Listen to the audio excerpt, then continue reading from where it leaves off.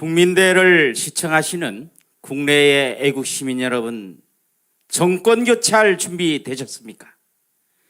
자유민주주의 회복을 갈망하는 부산대 김성진 교수 인사드립니다. 최근 폭포처럼 쏟아져 나오는 대선 관련 뉴스 가운데 이해찬이 어딜 감히 라는 말은 우리가 전제군주 치하에서 살고 있는 것이 아닌가 하는 생각을 갖게 하기에 충분했습니다. 사람들이 상황 어쩌고 하니까 진짜 자신이 상황이라고 생각하는가 봅니다. 젊은 시절에 그 잘난 운동권 이력으로 7선 국회의원에 40대 교육부총리, 50대 국무총리를 지내고 보니까 눈에 보이는 게 없는 모양입니다. 옛기 사람아, 이해찬 추종하는 좀비 같은 인간들아, 대한민국이 그리 우스운가? 법과 원칙, 성역 없는 수사는 문 대통령과 그 하수인들만이 쓸 수 있는 전매 특허인가? 어딜 감히를 남발하는 이해찬식 망조 민주화 때문에 대통령의 말이 떨어지자마자 검찰은 엉터리 서류로 김학의 전 차관을 불법 출금 조치를 하려 했습니다. 군대도 안 간 동성애자의 의혹 제기 한마디에 박찬주 육군대장이 구속되고 전역당하기도 하였습니다. 추미애는 감옥에 수감되어 있는 중범죄자의 말을 빌미 삼아서 검언유착이니 어쩌니 하면서 윤석열 검찰총장과 한동훈 검사장을 무한 압박하고 검찰 조직을 해체 수준으로 몰아갔습니다. 나중에 김학의 차관과 박탄주 대장, 한동훈 검사장 등은 모두 무혐의 처분되었지만 그들이 받은 심각한 피해는, 망가진 삶은 도대체 어떻게 보상받을 수가 있습니까? 문재인 정권의 망조 민주화 때문에 퇴보하고 무너져 내린 대한민국의 자유민주주의와 법치주의는 어떻게 되돌릴 수 있습니까? 이미 흘러간 역사가 되어가는 문재인 정권의 망조 민주화, 스토킹 정치, 멋대로 법치, 이런 폐해를 어떻게 바로잡을 수 있습니까? 추미애가 윤석열 후보에게 가한 수사 지휘권 발동과 직무배제, 그 후에 이어진 일련의 발언은 스토킹 바로 그것이었습니다. 추미애의 터무니없는 행태를 청와대는 어김없이 옹호했습니다. 추미애와 청와대가 한통속이 되어 윤석열 총장과 검찰 조직에 린치를 가한 것입니다. 추미애는 취임 직후에 금융비리의 전문 수사부서인 증권합수를 해체시켰습니다. 추미애는 증권합수부를 비리의 온상이라고 비판하면서 해체시켰는데, 증권합수부의 해체가 대장동 게이트를 비롯한 문재인 정권 하의 치명적인 권력형 비리와 어떤 상관관계가 있는지는 머지않아서 백일하에 드러날 것입니다. 4.15 부정선거로 입법 권력을 장악해서는 반문명적 공수처를 날치기 통과시킨 것이 어느 집단입니까?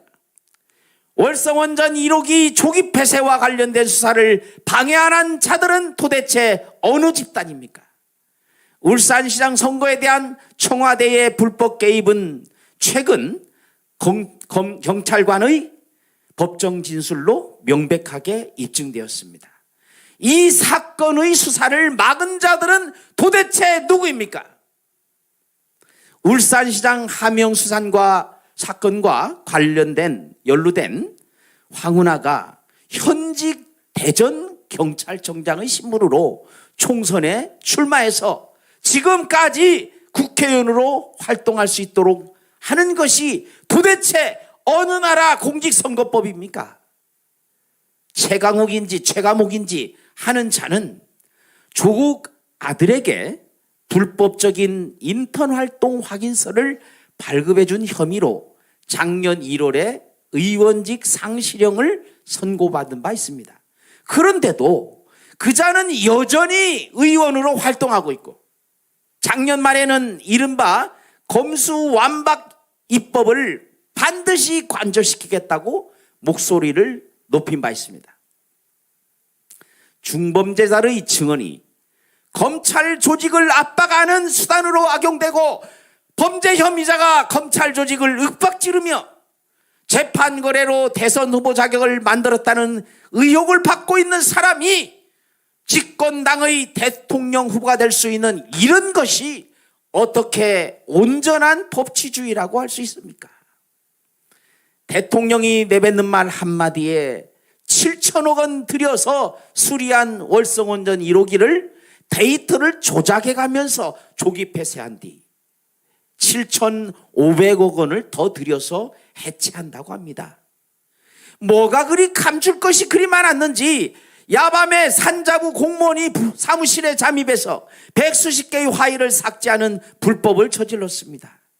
세계 최고의 경쟁력을 갖춘 원전 건설 기술을 사장시키고 원자력 연구 기반을 뿌리채 뒤흔들어 놓은 이 재가를 어떻게 물어야 하겠습니까? 그 재가야 정권 교체를 한 후에 법과 원칙에 따라 물으면 되겠지만, 정책 실패로 인해서 무너진 원전 관련 경쟁력을 어떻게 조기에 회복시킬 수가 있겠습니까? 문재인 정권은 나라를 망가뜨리고 나라 국가를 깡그리 다 비우고 지난 5년 동안 매년 100조 원씩의 국가 채무를 늘려놓았습니다. 이는 그 이전의 국채 평균보다 10배나 많은 수준입니다. 이것이 적폐이지 무엇이 적폐입니까?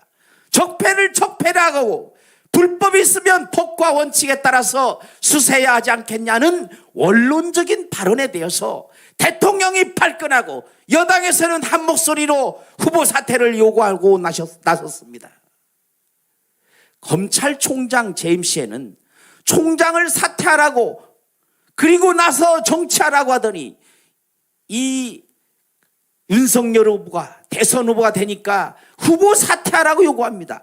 그야말로 자신의 잘못을 상대방에게 막 뒤집어 씌우는 막씌움이고, 제발 가까이 오지 말라고, 당신 같은 사람 소름 끼치도록 싫다고 해도 달라붙는 스토킹 정치, 바로 그것입니다. 정상적인 내구조를 지닌 사람이라면 누가 당장 사퇴해야 하는지를 알 것입니다. 누가 누구에게 강력한 분노를 느낄 것인지를 너무나도 잘 알 것입니다. 정상적인 국가라면 이쯤 되면 선거 중립내각을 구성할 만한데도 대통령이 중립은커녕 노골적으로 정치에 개입합니다. 대선 TV 토론을 지켜보니까 번지르하게 말은 잘도 갖다 붙입니다. 죽으면 주둥이만 둥둥 뜰 것이라는 세간의 말이 그럴듯하게 여겨졌습니다. 말 잘하면 빨갱이라는 예전 어른들의 말이 저절로 떠올랐습니다. 정권 연장을 바라는 쪽에서는 능력을 말합니다. 상대를 향해 감히 무능하다고 합니다. 그런데 능력도 능력 나름입니다.